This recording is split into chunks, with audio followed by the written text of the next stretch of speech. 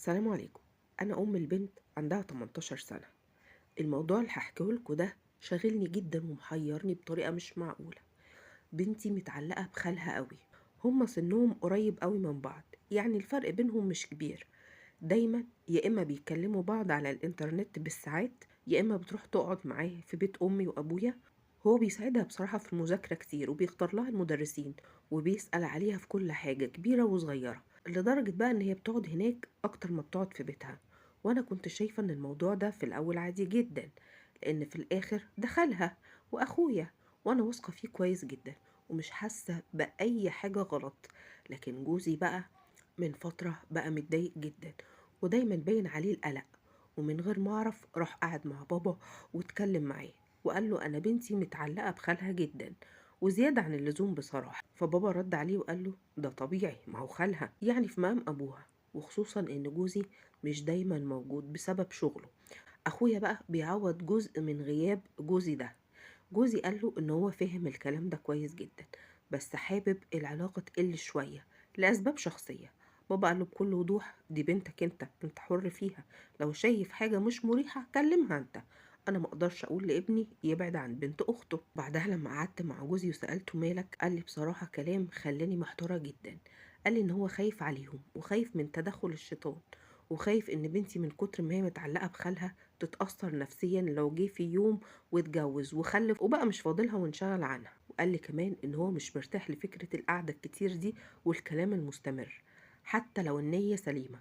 ساعتها سكت ومعرفتش ارد بصراحة. حسيت ان كلامه فيه خوف وحرص، وفي نفس الوقت حسيت ان هو ممكن كمان يكون بيكبر الموضوع زيادة عن اللزوم. ومن يومها بقى وانا بفكر، هل اللي بيحصل ده طبيعي في سن ال 18 سنة؟ هل فعلا بنتي محتاجة حد يقرب منها يدعمها ويقف جنبها ويبقى سند ليها ويبقى في ظهرها ويساعدها في كل حاجة؟ وهل لازم أحط حدود من غير ما أوجعها أو أحسسها إننا شاكين فيها أو شاكين في خالها أو شاكين إن في حاجة مش مظبوطة؟ أنا خايفة. أنا خايفة بصراحة أتكلم معاها فتقفل مني أو تحس إني بحرمها من شخص بتحبه جدا وبتثق فيه. وفي نفس الوقت خايفة أسيب الموضوع يكبر وأندم بعدين، لأني عايزة بنتي تكبر وهي نفسيتها سليمة، مش عايزة نفسيتها تتأثر في يوم من الأيام. علاقتها تكون متوازنة، ونفسي تكون متعلقة بأهلها كلهم مش بشخص واحد بس. فأنا مش عارفة بصراحة أعمل. الحل بقى من وجهة نظري أنا إن الموضوع محتاج هدوء وحكمة. اقعدي مع بنتك من غير اتهام ولا من غير تخويف.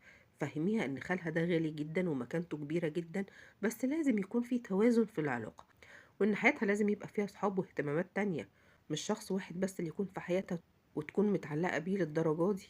لان الحاجة الوسط بتبقى دايما هي الحل، لا افراط ولا تفريط. وحاولي تقربي منها اكتر واسمعي لها وصاحبيها، ويا ريت باباها يحاول يتقرب منها شويه وياخد مكان خالها كده شويه بشويه.